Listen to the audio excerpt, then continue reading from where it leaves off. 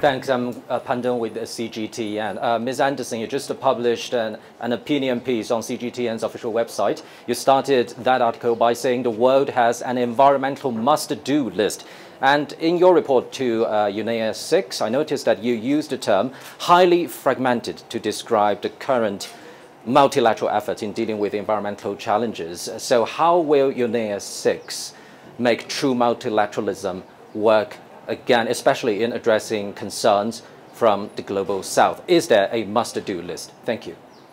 On the CGTN, yes, I have said that the world has a environmental must-do list. We always speak about to-do list, but this is actually a must-do list. We have to come to terms with the reality that we are not living in a sustainable manner, but we need to be careful that we don't fragment too much into too many slices. So for this UNEA, under the wisdom of Madam Minister, we're bringing in all the MEAs, all the multilateral environmental agreements.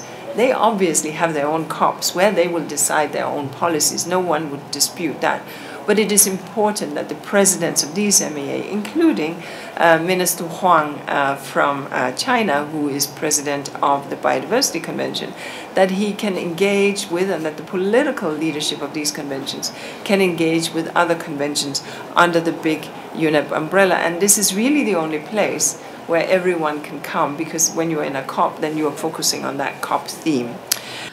Because as environment and energy ministers, we usually find ourselves talking about climate, biodiversity loss, pollution, and other environmental issues in different rooms. So we have, I mean, the first time we discussed this with UNEP, we said right away we are very much concerned about the fragmentation and the piecemealing of the environmental issues in different houses, where we are not building on the synergies between those different conventions and assemblies. We are actually building on what separates countries. So it's very important for UNEA to keep that spirit of restoring trust and credibility in the multilateral process by ensuring that the 7,000 plus delegates, plus the 150 plus ministers and vice ministers that are here, are focused on what we want to do, which is to have a strong and ambitious and impactful ministerial declaration with a number of resolutions. And I'm hoping that we will have